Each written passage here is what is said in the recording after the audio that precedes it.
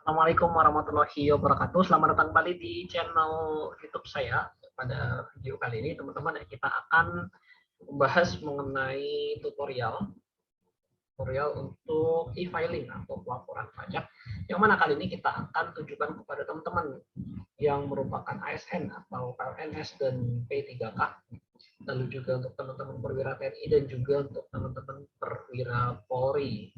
Mumpung sekarang masih awal-awal bulan Maret, ya, bulan untuk melapor SPT, karena mengingat untuk jatuh tempo pelaporan SPT tahunan bagi teman-teman orang pribadi itu adalah pada tanggal 31 Maret, jadi tidak ada salahnya untuk melapor lebih awal supaya lebih nyaman. Baik, jadi kita masuk sedikit ke intermezzonya. E-filing itu apa? Jadi e-filing ini adalah satu cara penyampaian SPT tahunan yang dilakukan melalui sistem elektronik, yang dilakukan secara online dan real time melalui internet pada website DJP, yaitu pada laman www.pajak.go.id, atau bisa juga melalui ASP atau Application Service Provider atau penyedia jasa aplikasi. Contohnya adalah pada website pajak.com atau onlinepajak.com. Jadi untuk melapor pajak ini teman-teman tidak hanya melalui website DJP online, tetapi teman-teman juga bisa melapor melalui website lain, yaitu seperti Pajakku atau melalui website onlinepajak.com yang tadi. Nah, yang diwajibkan e-filing itu siapa saja? Yang diwajibkan untuk e-filing ini menurut surat edaran dari Menpan RB nomor 41 tahun 2019 itu adalah ASN, TNI, dan Polri.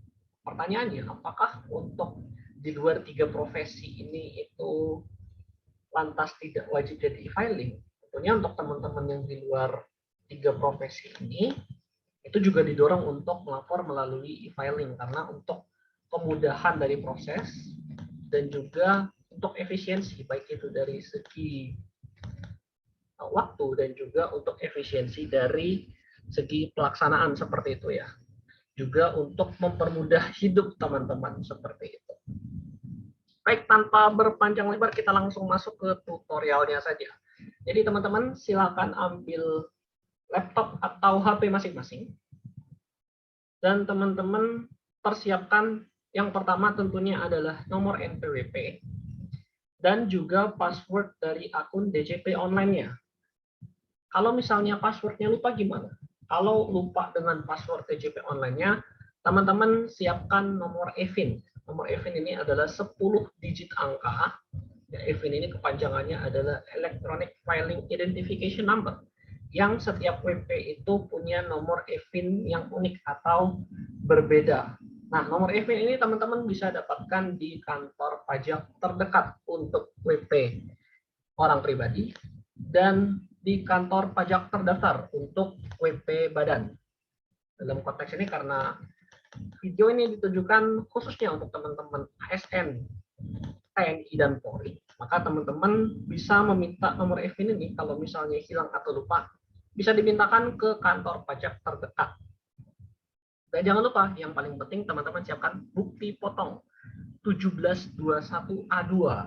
Atau kalau misalnya di bendahara biasa nyebutnya bukti potong pajak. Jangan lupa tentunya bukti potong ini harus teman-teman mintakan ke bendahara, baik itu dalam bentuk kertas ataupun dalam bentuk PDF. Oke, kita langsung masuk. Sekarang teman-teman buka website djponline.pajak.go.id. Silakan dibuka pada browsernya. Kemudian setelah dibuka, dia akan muncul tampilan seperti ini. Pada tampilan ini, teman-teman akan diminta untuk login. Di sini untuk login, teman-teman mengisikan yang pertama adalah NPWP. Lalu yang kedua adalah password dari akun DJP online-nya, serta kode keamanan. Yang mana teman-teman akan diminta untuk menyalin ulang kode yang ada pada kotak ini. Silakan disesuaikan dengan tampilan pada browser teman-teman saat ini. Kalau misalnya lupa dengan passwordnya, teman-teman silakan klik saja di tulisan lupa kata sandi. Dan tinggal diikuti saja langkah yang akan muncul pada layarnya seperti itu. Yang mana Di dalamnya, teman-teman akan diminta untuk memasukkan nomor EVIN, seperti itu. Kalau sudah, klik login. Yang kuning ini diklik. Selanjutnya, yang kedua, tampilannya setelah login akan menjadi seperti ini. Jadi, ini adalah dashboard awal. Ketika teman-teman sudah login ke akun DJP online-nya, jadi di sini ada kartu NPWP elektroniknya, lalu di sini ada 5 tab yang bisa teman-teman gunakan untuk memenuhi kewajiban perpajakan teman-teman. Nah, di sini kita akan melapor SPT tahunan, maka kita pilih lapor di sini. Di tab yang keempat ini. Kita klik. Setelah diklik, tampilannya akan menjadi seperti ini. Dia akan muncul pelaporan dan pra pelaporan. Di sini kita tidak perlu pilih. Yang perlu kita pilih adalah di bagian pengisian SPT-nya. Karena kita akan melakukan pengisian langsung di web atau di browser. Maka di sini kita pilih e-filing. Kita klik kotak e-filing ini. Setelah kita klik, nanti akan muncul dashboard seperti ini. Di sini adalah dashboard yang mana menampilkan riwayat pelaporan SPT tahunan pada tahun-tahun sebelumnya atau SPT masa pada masa-masa sebelumnya jika ada. Nah, tentunya di sini karena konteksnya teman-teman adalah sebagai pegawai negeri sipil atau P3K atau teman-teman juga merupakan seorang perwira TNI dan perwira Polri, maka di sini pada dasarnya dan pada umumnya itu akan muncul hanya atas pelaporan SPT tahunannya saja. Untuk membuat SPT baru atau untuk melapor SPT baru, teman-teman klik buat SPT yang di sini. Tab nomor 2. Teman-teman klik buat SPT.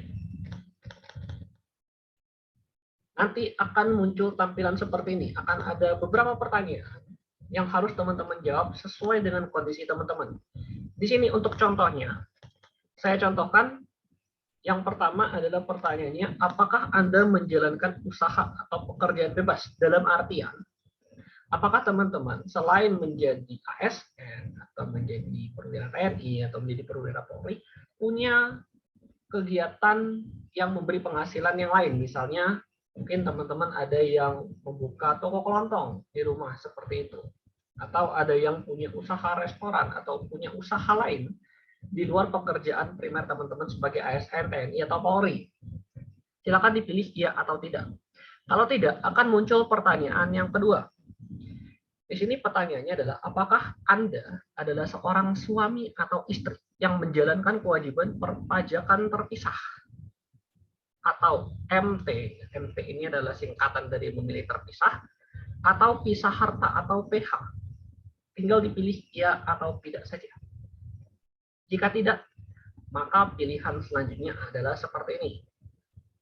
Apakah penghasilan bruto selama 1 tahun kurang dari 60 juta rupiah? Nah, ini teman-teman perlu merujuk kepada bukti potong yang teman-teman terima.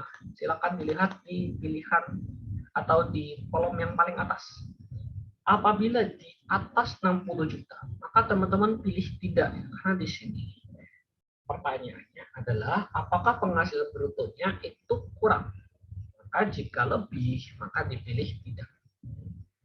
Selanjutnya, di sini ada pertanyaan lagi. Anda dapat menggunakan formulir 1770S. Yang mana formulir 1770S ini adalah formulir SPT tahunan bagi teman-teman pegawai swasta ataupun pegawai negeri, TNI ataupun Polri yang tidak menjalankan kegiatan usaha di luar pekerjaan primernya dan memiliki penghasilan di atas 60 juta rupiah. Pilihlah form yang akan teman-teman gunakan. Untuk kemudahan, di sini saya menyarankan untuk menggunakan dengan bentuk formulir saja, agar kita bisa mengikuti sesuai dengan yang ada pada video ini. Tetapi sebetulnya ini dikembalikan ke preferensi teman-teman saja. Ini video hanya untuk sebagai referensi atau salah satu media untuk membantu teman-teman dalam melakukan pelaporan SPT. Silakan disesuaikan dengan preferensi masing-masing. Kalau sudah, nanti di bawah akan muncul tombol yang berwarna kuning. Pada tombol kuning tersebut silakan teman-teman klik jika sudah menjawab semua pertanyaan sesuai dengan kondisi yang sebenarnya. Oke, kita lanjut. Selanjutnya kita baru masuk atau mulai mengisi formulirnya. Kita masuk ke halaman yang pertama terlebih dahulu. Di halaman pertama ini, teman-teman akan diminta mengisikan tahun pajaknya. Karena di sini, tahun pajak yang akan dilaporkan itu adalah atas kewajiban perpajakan yang berakhir pada akhir tahun 2021 atau pada tahun lalu, seperti itu ya. Jadi sederhananya begini. Selama 2021, teman-teman mendapatkan yang namanya gaji pada tahun 2021. Gaji ini itu dipotong pajak. Nah, si pajak ini itu akan dilaporkan pada saat ini, pada tahun 2022 atas pajak yang sudah dipotong pada tahun 2021. Itulah kenapa kita pilih tahun pajaknya adalah tahun pajak 2021. Yang kedua, untuk status SPT ini akan otomatis terpilih normal apabila teman-teman belum pernah membuat SPT sebelumnya untuk tahun pajak tersebut. Dan pembetulannya juga akan otomatis menjadi pembetulan ke 0 apabila status SPT-nya adalah normal. Kalau sudah diisi semua, teman-teman klik tombol selanjutnya di sini. Oke, kita lanjut. Kita masuk ke halaman yang kedua. Halaman kedua ini akan terdiri dari beberapa bagian. Kita masuk ke bagian yang A terlebih dahulu. Untuk bagian A, ini adalah penghasilan yang dikenakan PPh final dan atau bersifat final. Nah, apa maksudnya? Maksudnya seperti ini, untuk memudahkannya. Saya akan langsung masuk ke contohnya. Contohnya adalah ketika teman-teman, ya khususnya untuk ASN, mendapatkan honorarium yang berasal dari APBN atau APBD. Maka di sini teman-teman itu akan menerima penghasilan yang dikenakan yang namanya PPh 21 final. Yang mana ketika misalnya teman-teman mendapatkan penghasilan ini, itu nanti akan dibuktikan dengan adanya pemberian bukti potong lain, yaitu bukti potong 17217. Jika ada, silakan teman-teman masukkan di bagian A ini. Silakan dipilih tambah dan dimasukkan data yang ada pada bukti potong tersebut. Ingat, bukti potong 17217 ini berbeda dengan bukti potong 1721A2. Seperti itu. Baik, kita lanjut ke bagian selanjutnya. Kalau misalnya tidak ada di bagian A, tinggal di skip saja. Kita masuk ke bagian yang B. Bagian yang B ini adalah harta pada akhir tahun. Di sini mungkin banyak dari teman-teman WP yang ASN, TNI, dan Polri khususnya bertanya-tanya, kenapa kita harus memasukkan harta? Harta ini itu wajib diisi teman-teman. Jadi tidak bisa teman-teman kosongkan saja. Kenapa demikian? Karena harta yang teman-teman miliki itu pada dasarnya adalah representasi dari penghasilan yang teman-teman terima pada tahun-tahun sebelumnya, seperti itu. Maka di sini untuk harta itu wajib diisi, tidak boleh dikosongkan. Di sini kita lihat ada beberapa tombol-tombol. Yang pertama kita lihat ya, apabila harta pada 2021 itu tidak bertambah atau masih ada harta di SPT tahun lalu, tahun 2020 dalam hal ini, yang mana harta tersebut masih ada di tahun 2021, maka silakan dipilih tombol ini, harta pada SPT tahun lalu, silakan diklik atau ditekan. Ketika sudah ditekan, maka pada tabel ini akan autofill, ya, dia akan mengisi sendiri sesuai dengan harta pada SPT tahun yang lalu. Apabila ada perubahan data atau penambahan harta, maka silakan teman-teman klik di tombol yang ada di sebelah kanan ini. Silakan diklik tombol tambah. Kemudian setelah diklik, maka akan muncul pop-up seperti ini. Ada kode harta, ada nama harta, tahun perolehan, harga perolehan, maaf, dan keterangannya. Ini akan teman-teman isi sesuai dengan harta yang teman-teman miliki. Untuk kode hartanya, teman-teman bisa drop down saja, ada tombol panah kecil di sebelah kanan, silakan disesuaikan dengan harta yang teman-teman miliki. Untuk nama harta tinggal disesuaikan saja, misalnya kalau rumah tinggal silakan diisi rumah atau rumah tinggal atau nama-nama yang lain yang merepresentasikan harta tersebut. Kemudian untuk tahun perolehan, ini maksudnya adalah tahun ketika teman-teman membeli atau mendapatkan harta tersebut. Silakan di drop down saja tahun berapa. Lalu harga perolehan. Nah, harga perolehan ini adalah harga ketika teman-teman membeli atau mendapatkan harta tersebut. Dan keterangannya ini wajib diisi juga ya. Disesuaikan saja dengan kondisi hartanya. Misalnya harta tersebut di second seperti itu, atau harta tersebut itu adalah warisan atau yang lainnya yang kira-kira mendeskripsikan dari harta tersebut, maka silakan diisikan pada kolom keterangan. Jika sudah penuh atau sudah terisi semua 5 kolom ini, maka klik simpan. Maka dia akan terisi pada tabel harta yang tadi. Selanjutnya kita masuk ke bagian yang C. Bagian yang C ini adalah kewajiban atau utang pada akhir tahun. Ini sifatnya opsional, silakan diisi jika ada, kalau tidak ada juga tidak diisi pun tidak apa-apa.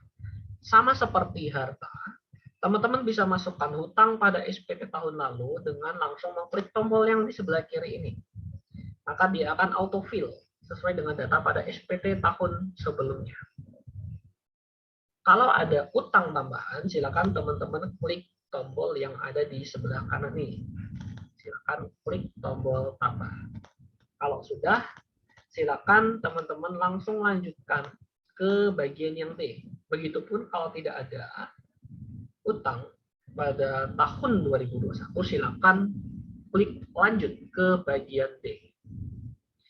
Di bagian D ini adalah daftar susunan anggota keluarga. Sama seperti bagian B dan C, apabila tanggungan atau anggota keluarga pada SPT tahun 2021 ini sama dengan 2020, maka silakan klik saja di tombol tanggungan pada SPT tahun lalu ini, maka dia juga akan autofill. Apabila ada tambahan anggota keluarga, silakan diklik tambah pada tombol yang ada di sebelah kanan ini. Sama saja pada dasarnya ya. Hanya data yang dimasukkan saja yang berbeda. Kalau sudah semua, akan muncul tombol selanjutnya di bawah sini. Kalau misalnya teman-teman scroll ke bawah sedikit pada browser teman-teman, silakan diklik. Lalu kita akan masuk ke bagian selanjutnya di halaman yang ketiga. Halaman ketiga ini juga akan terdiri dari beberapa bagian, yang mana akan saya coba jelaskan satu persatu. Bagian A ini adalah penghasilan neto dalam negeri lainnya, yang mana tidak termasuk di dalamnya penghasilan yang dikenakan PPh final dan atau bersifat final. Apa maksudnya? Di sini kita lihat ya teman-teman, ada 6 opsi penghasilan. Silakan dimasukkan apabila ada. Yang pertama adalah bunga. Yang kedua adalah royalti. Yang ketiga adalah sewa, yang keempat adalah hadiah, yang kelima adalah keuntungan dari penjualan atau pengalihan harta, dan yang keenam adalah penghasilan lain. Loh, gaji di mana? Gaji nanti akan kita masukkan nanti, tidak kita masukkan di sini. Jadi di sini yang kita masukkan adalah penghasilan lain di luar gaji dan di luar penghasilan yang tadi sudah kita masukkan di awal yang dikenakan PPh bersifat final. Kalau tidak ada, silakan di skip saja. Langsung ke bagian selanjutnya, yaitu bagian B. Untuk bagian B, ini yang kita masukkan adalah penghasilan lain tentunya di luar gaji, di luar penghasilan yang terutang PPh tidak bersifat final, di luar penghasilan yang terutang PPh bersifat final, yang tidak termasuk objek pajak. Nah, di sini juga ada 6 pilihan. Yang pertama adalah bantuan, sumbangan, atau hibah. Yang kedua adalah warisan. Yang ketiga adalah bagian laba anggota perseroan komanditer yang tidak terbagi atas saham, persekutuan, perkumpulan, firma, atau kongsi. Yang keempat adalah klaim, asuransi kesehatan, kecelakaan, asuransi jiwa, beasiswa. Dan yang kelima adalah beasiswanya sendiri. Dan keenam adalah penghasilan lainnya yang tidak termasuk objek pajak. Sama seperti bagian A, diisi jika ada, kalau tidak ada silakan langsung di skip ke bagian C. Nah, di bagian C ini adalah salah satu bagian yang paling krusial dalam mengisi SPT ini. Sebelum mengisi, teman-teman silakan ambil atau siapkan bukti potongnya. Silakan diambil dulu atau dipersiapkan dulu. Kalau sudah, kita mulai mengisi data bukti potong tersebut ke e-filing ini. Kita klik tombol tambah yang ada di sebelah kanan atas.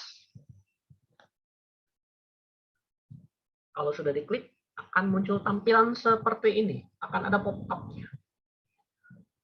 Di sini ada beberapa data. Kita coba masukkan satu persatu. Mulai dari atas. Untuk jenis pajak. Jenis pajaknya ini teman-teman pilih PPh pasal 21. Karena penghasilan yang akan teman-teman lakukan itu pada dasarnya adalah gaji. Yang mana gaji ini terutang PPh pasal 21.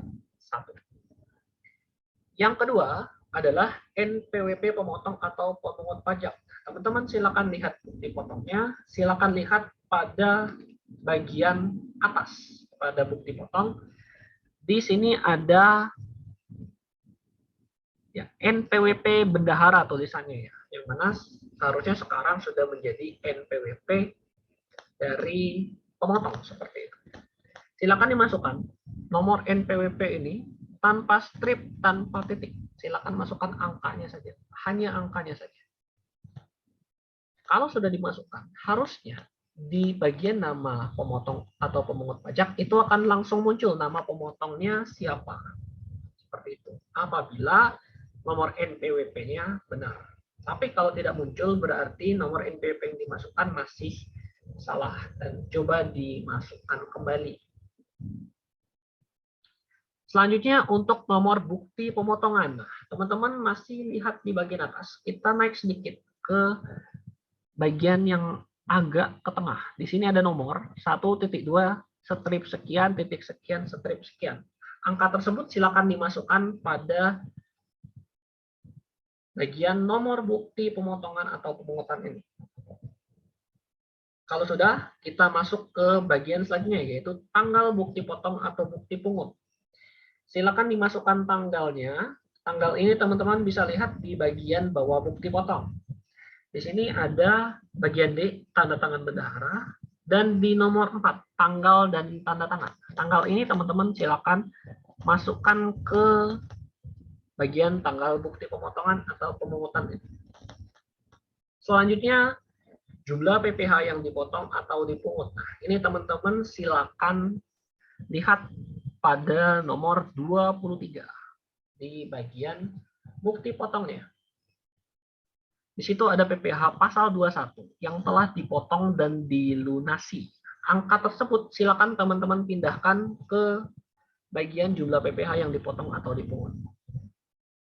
Kalau sudah diisi semua, jangan lupa klik simpan.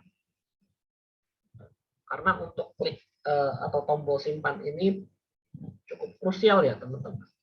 Yang mana tujuannya adalah untuk menghindari kesalahan dalam proses pengisian SPT tahunan ini. Kalau sudah diklik simpan, maka tampilannya akan seperti ini. Di bagian kiri ada nama pemotongnya, dalam hal ini adalah Dinas Pendidikan Kota X, lalu NPWP pemotong atau pemungutnya adalah sekian, nomor bukti potong atau pungutnya di sini contohnya adalah 16. Lalu ada tanggal bukti potong atau pungutnya adalah di sini contohnya 31 Desember 2021. Jenis pajaknya PPh pasal 21 dan jumlah dipotong adalah pada bagian kanan. Kalau sudah, silakan diklik tombol selanjutnya yang ada di sini. Tapi kalau misalnya teman-teman merasa bahwa pada bagian sebelumnya ada yang salah isi atau ingin diperbaiki, silakan bisa di-back pada tombol sebelumnya. Dan kedua tombol ini ada pada setiap halaman ketika teman-teman mengisi SPP tahunan. Oke, sekarang kita next terlebih dahulu. Kita klik tombol selanjutnya. Selanjutnya di sini untuk halaman yang keempat. Pertama-tama, teman-teman diminta untuk mengisi identitas. Nah, identitas apa yang perlu diisi? Yang pertama adalah status perkawinan. Silakan dipilih, tidak kawin atau kawin. Lalu diisikan status kewajiban perpajakan suami atau istri. Kalau tidak kawin, maka di sini diisi dengan kakak atau kepala keluarga. Sementara kalau kawin, silakan disesuaikan dengan statusnya. Apabila tidak ada pemisahan harta antara suami dan istri, maka diisi defaultnya adalah kakak. Tetapi apabila ada perjanjian pemisahan harta seperti itu, maka teman-teman silakan drop down di panah kecil ini dan silakan dipilih yang mana yang sesuai, apakah PH atau MT, pisah harta atau memilih terpisah. Apabila memilih terpisah atau pisah harta, maka teman-teman akan diminta untuk memasukkan NPWP istri atau suami. Tetapi jika statusnya adalah kakak, maka teman-teman tidak perlu diminta untuk mengisi. Oke, sekarang kita klik tombol ini yang warna biru dan lanjut ke bagian A. Di bagian A ini kembali teman-teman siapkan bukti potongnya. Kita akan masuk ke penghasilan neto. Penghasilan neto ini dalam hal tentunya adalah gaji atau penghasilan yang sehubungan dengan pekerjaan.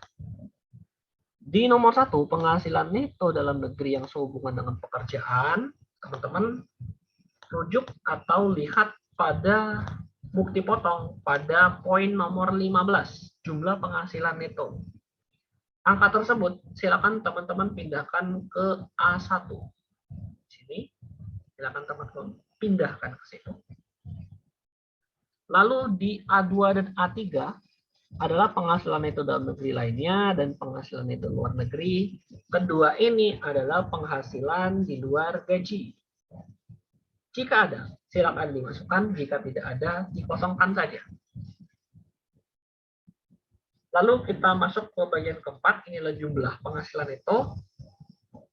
Ini dibiarkan saja karena dia akan auto sum. Dia akan menghitung sendiri penjumlahan dari A1, A2, dan A3. Lalu di bagian yang kelima, di sini ada zakat atau sumbangan keagamaan yang bersifat wajib. Teman-teman silakan isi jika ada. Kalau tidak ada, silakan dikosongkan saja. Yang keenam, ini adalah jumlah pengurangan dari bagian nomor 4 dan nomor 5. Jadi dibiarkan saja, dia akan menghitung sendiri. Kalau sudah, maka teman-teman bisa lanjut ke bagian yang B. Ya, akan diklik yang tombol warna biru. Lalu kita masuk ke bagian yang selanjutnya, yaitu penghasilan tidak kena pajak. Di sini teman-teman diminta untuk mengisikan kembali sesuai dengan yang pada identitas tadi. Silakan teman-teman isi statusnya adalah K, KU itu untuk kawin, atau TK untuk tidak kawin. Dan teman-teman isikan jumlah tanggungan. Tanggungan ini di luar istri. Berarti tanggungan ini termasuk di dalamnya adalah anak, atau orang tua, atau orang lain yang hidupnya bergantung pada teman-teman. Maksimal 3 orang. Di sini setelah teman-teman masukin statusnya, maka untuk angka yang di sebelah kanan itu akan menyesuaikan. Contohnya di sini adalah 63 juta. 63 juta ini asalnya dari mana? Jadi di sini untuk penghasilan tidak kena pajak atau PTKP untuk diri sendiri itu adalah 54 juta. Untuk istri itu akan ditambah 4,5 juta. Lalu untuk satu tanggungan atau satu anak contohnya ya, satu anak kita sederhanakan seperti itu akan bertambah masing-masing 4,5 juta. Jadi di sini kita hitung 54 juta ditambah 4,5 juta ditambah 4,5 juta, maka totalnya adalah 63 juta.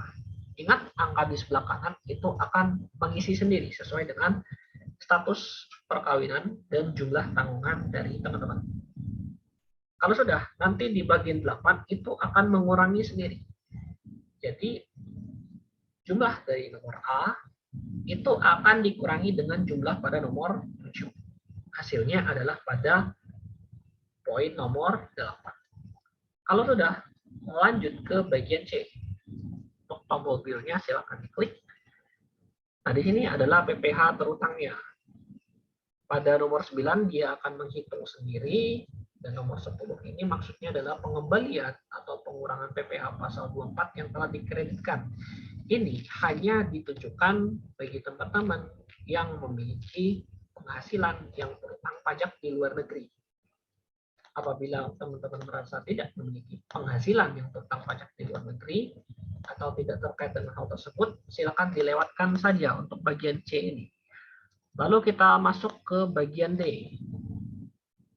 Selanjutnya ini adalah untuk kredit pajaknya. Ya, di sini untuk nomor 12, PPh yang dipotong atau dipungut pihak lain itu akan sesuai dengan bagian yang tadi kita isikan sesuai dengan dipotong, seperti itu teman-teman. Jadi dia akan mengurangi seperti itu. Dia akan mengurangi dari PPh yang terutang pada poin C tadi. Lalu untuk PPh yang dibayar sendiri ini akan teman-teman isi jika ada. Tetapi pada defaultnya, apabila teman-teman ASN, TNI, dan Polri itu tidak punya kegiatan usaha lain di luar pekerjaannya, maka teman-teman pada dasarnya itu akan berstatus nihil. Nihil ini maksudnya apa? Maksudnya adalah teman-teman tidak perlu membayar pajak lagi. Cukup menerima bukti potongnya saja, karena dari penghasilan yang teman-teman terima itu sudah dipotong pajaknya. Seperti itu.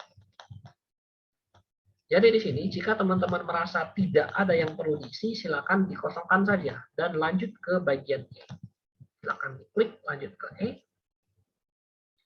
Di bagian E, nah di sini teman-teman bisa lihat apakah PPh-nya nihil atau kurang bayar atau lebih bayar. Apabila nihil, maka berarti di sini teman-teman tidak memiliki kewajiban lanjutan seperti itu ya. Apabila kurang bayar, maka teman-teman akan diminta untuk melunasi kekurangan pembayarannya. Dan apabila kurang bayar, maka teman-teman akan diberikan opsi atau pilihan untuk merestitusi. Artinya apa merestitusi? Artinya adalah teman-teman bisa mengajukan pengembalian seperti itu ya kepada DJP. Kalau sudah, teman-teman lanjut ke bagian F. Di bagian F ini hanya ditujukan bagi teman-teman ASN, TNI, atau Polri yang memiliki kegiatan usaha dan harus melakukan penyetoran pajak setiap bulan yang kita sebut sebagai angsuran PPh pasal 25. Jika tidak ada, maka teman-teman silakan kosongkan saja dan langsung lanjut ke pernyataan. Di pernyataan ini jangan lupa untuk kotak setuju itu dicentang. Baru teman-teman bisa lanjut ke bagian selanjutnya. Oke, kalau sudah kita langsung lanjut ke bagian selanjutnya. Di halaman terakhir. Di halaman terakhir, silakan teman-teman langsung scroll sedikit ke bawah. Dan klik kotak kuning yang ada tulisan di sini. Tujuannya adalah untuk mengambil kode verifikasi. Setelah diklik, maka akan muncul pop-up yang berisi media pengiriman kode verifikasi yang bisa teman-teman pilih. Bisa melalui email atau melalui SMS. Jika teman-teman pilih melalui SMS, maka akan dikenakan biaya untuk pengiriman SMS tersebut. Tetapi jika melalui email, maka teman-teman tinggal buka emailnya saja. Nah, di sini yang sering menjadi pertanyaan adalah kenapa kode verifikasi ini sering lambat masuknya. Jadi di sini akan coba saya jawab. Saat ini untuk bulan Maret, untuk pelaporan SPT tahunan tentunya, trafficnya itu sangat tinggi banget ya, trafficnya tinggi. Kenapa? Karena yang melapor itu banyak. Karena tentunya saat ini pada bulan Maret itu adalah mendekati deadline dari pelaporan SPT tahunan. Karena trafficnya tinggi, maka server dari DJP itu sering mengalami yang namanya down seperti itu ya. Jadi servernya itu sibuk seperti itu. Yang mana dampaknya adalah untuk pengambilan kode verifikasi ini sering terlambat masuk di email atau di SMS. Bagaimana solusinya? Solusinya adalah apabila sering terlambat atau sering tidak masuk ketika ditunggu, yang pertama teman-teman coba untuk menunggu lebih lama terlebih dahulu. Jika dirasa sudah menunggu lama tetapi tidak kunjung masuk, maka teman-teman coba lapor atau ulangi lagi prosesnya pada jam yang tidak sibuk. Jadi teman-teman coba untuk melakukan pelaporan misalnya pada malam hari. Karena pada malam hari atau pada subuh hari, traffic internetnya itu cenderung lebih lengang. Supaya untuk memudahkan pelaporan kewajiban perpajakan teman-teman sendiri. Seperti itu. Oke. Back to the laptop, so di sini kita bisa pilih salah satu dari dua metode untuk mengirim kode verifikasi. Teman-teman misalnya untuk pilih email, silakan dipilih email, lalu tinggal diklik OK, dan teman-teman cek di inbox. Biasanya dia akan masuk di inbox, bukan di spam, kecuali kalau teman-teman mark as spam. Kalau sudah, silakan dibuka emailnya. Nanti di email tersebut akan ada kode verifikasi. Kode verifikasi tersebut silakan teman-teman masukkan di kotak yang ada di bawah kotak oranye ini. Kalau sudah, teman-teman klik kirim SPT, dan apabila sudah diklik, maka pada dasarnya pelaporan SPT tahunan itu sudah selesai.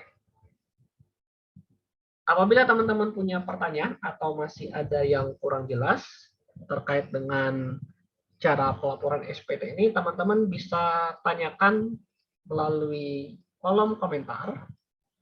Dan demikian yang bisa saya sampaikan pada video kali ini. Semoga memberikan manfaat dan semoga memberikan pencerahan bagi teman-teman khususnya untuk ASN, TNI, dan Polri untuk melakukan pelaporan SPT. Dan karena sekarang sudah masuk bulan Maret, bulannya untuk lapor SPT, maka jangan lupa untuk melakukan pelaporan SPT tahunan. Dan jangan lupa untuk melaporkan SPT tahunan lebih awal untuk kehidupan yang lebih nyaman. Terima kasih sudah menonton. Jangan lupa like, share, dan tentunya subscribe. Dan kita ketemu lagi di video selanjutnya. Terima kasih. Assalamualaikum warahmatullahi wabarakatuh.